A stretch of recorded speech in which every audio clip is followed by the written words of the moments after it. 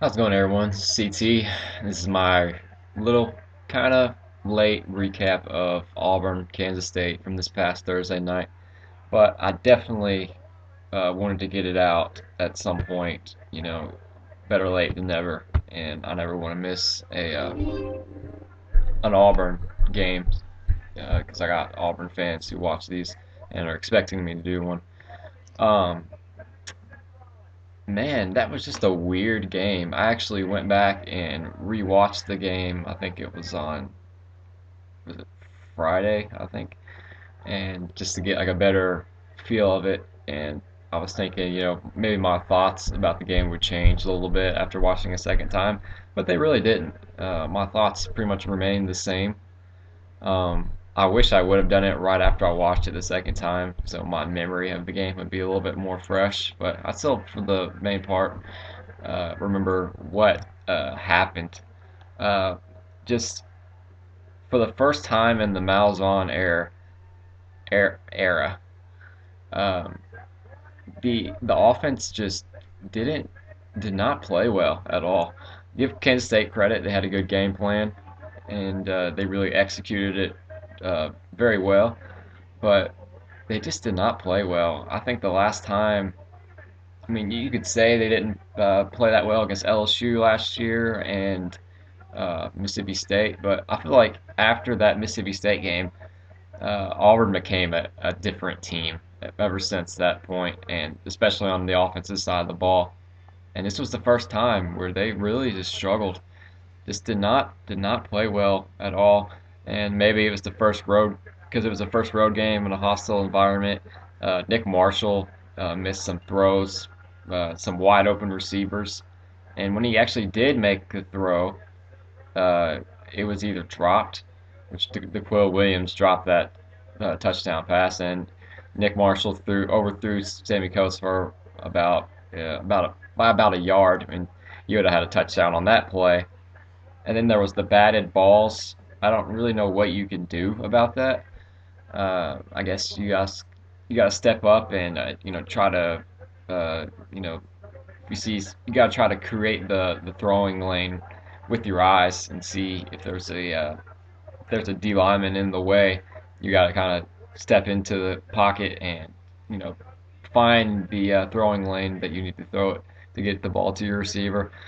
But yeah, the offensive line I don't think had a very good game.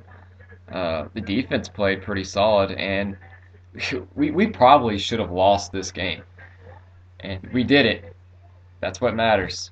But Kansas State, man, they really made a lot of mistakes that really helped Auburn out in this game. I mean, you gotta admit that all the missed field goals, that wind was swirling out there.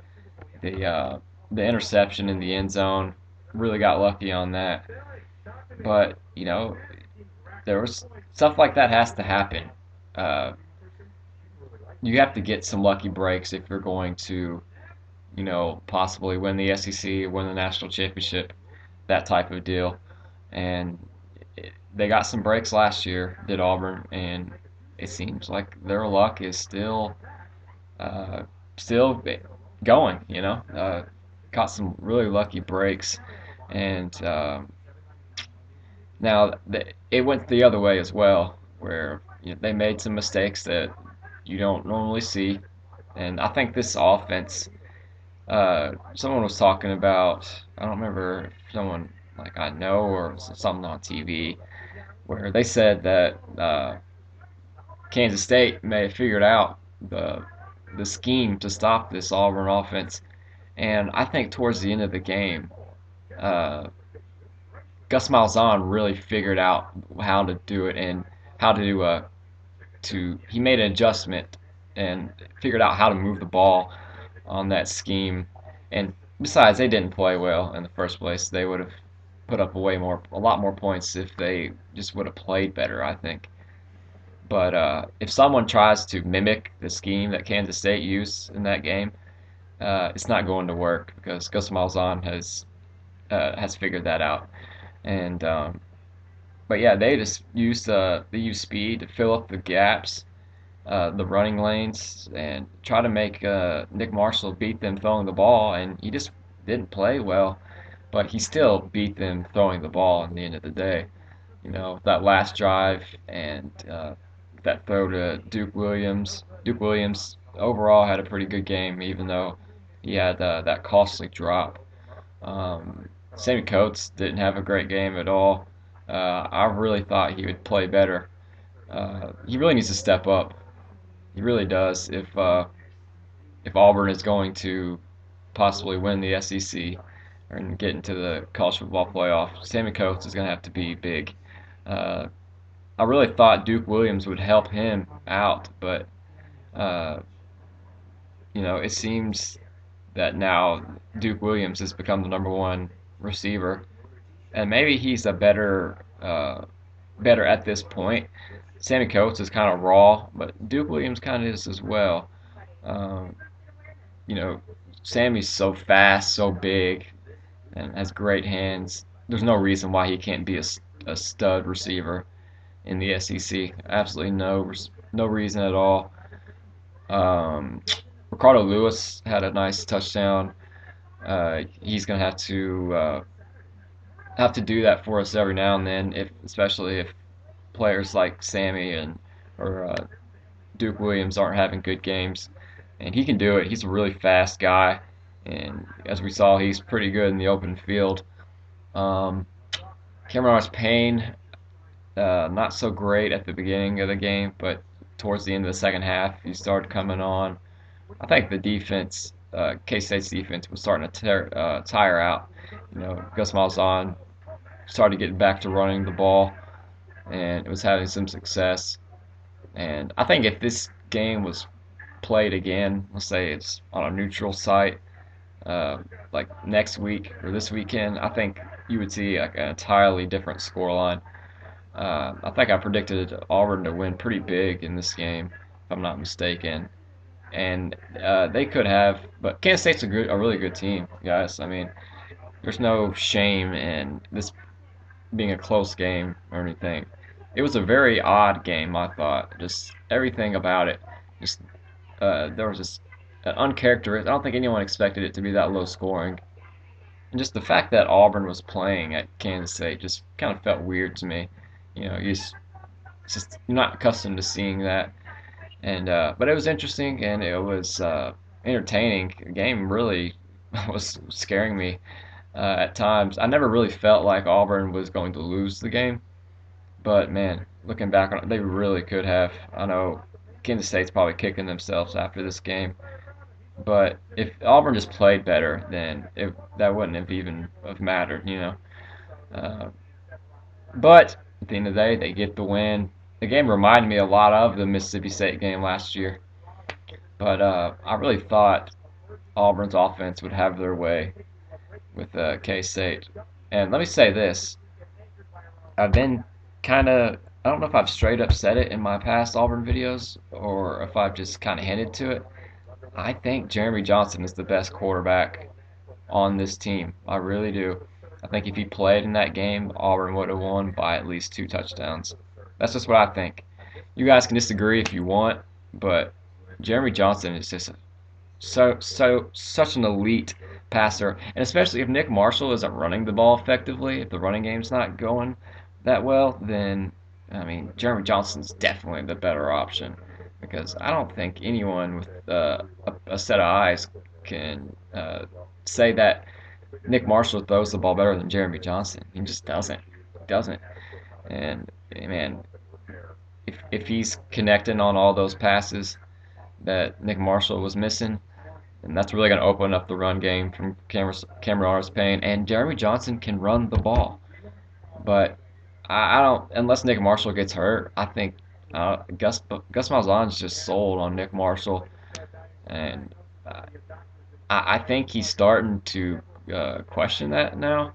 But I don't know if he would ever actually bench Nick Marshall for Jeremy Johnson unless stuff was just going horribly wrong, and we would have to lose a couple games, I think, before he would do that. And at that point, who the hell cares? He's going to be our quarterback next year, but I don't know if we're going to have all the receiving options that we do this year. So it kind of sucks because that would be so dangerous. We saw it in the first half of the Arkansas game, but it is what it is. Let me look at the stats real quick. I haven't got a chance to look at them. Uh, Auburn had 22 first downs to Kansas State's 20. Sounds about right. Auburn ran 6 more plays. Had 359 yards to K-State's 285. Had 231 passing to K-State's 245. Had 128 rushing to Kansas State's 40. So good job by the Auburn front seven on stopping the run, holding them to only 40 yards. There's some big bodies on that D line, and they can really stop the run. Got to get the pass rush going a little bit more without having to blitz.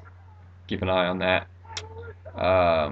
Oh yeah, Jermaine Whitehead suspended indefinitely. I don't know. I think he's going to come back. I just don't know when. I think if he wasn't going to, Gus Malzahn would have said that he's been kicked off the team. But I definitely see him coming back. He allegedly or reportedly gotten some type of altercation with the coach. Who knows what happened? Gus Malzahn keeps everything on the DL.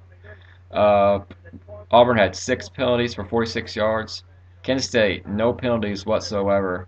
Um, this was a Big 12 officiating crew calling this game, and you know that does raise an eyebrow. Big 12 versus SEC game, and with the Big 12 officiating crew, the Big 12 has no, or the Big 12 team in Kansas State has no penalties called on them whatsoever. It's just me, but I never believe a team plays through an entire game without committing a single penalty. I just have a hard time believing that. It's possible, I guess. They just played perfectly disciplined, fundamentally sound game. But I have a hard time believing that one. I really do. Auburn had 31 minutes of possession to K-State's 29. K-State had 3 turnovers to Auburn's 1, which was that batted ball in the air, which got picked off. Don't know what you can do about that. So, yeah, not a very good performance by Auburn, but they were lucky to get the win, and they did get the win, which is all that matters at the end of the day. And this close game will help Auburn in the future as they prepare to play a very tough schedule. They do got Louisiana Tech this week. I'm not sure uh, what they've done to this point. It shouldn't be any problem. They're coming up to Jordan Hare. And after that, got LSU, and the schedule really starts kicking in. I think we got Mississippi State after that, or something. I'm not sure, but got a really tough stretch after this game coming up. It'll be interesting to see. It's good that they had this game, this close game. Now they played. They didn't play a very good game, and they got to win against a top 20 opponent on the road. So that's at the end of the day, it's good, even though they did not play well at all. But that's about all I got for you tonight. Thanks for watching as always, and I will have a preview probably maybe tonight or sometime tomorrow for the Louisiana Tech game. Not a whole lot to say about that though. And thanks for watching. Y'all take it easy.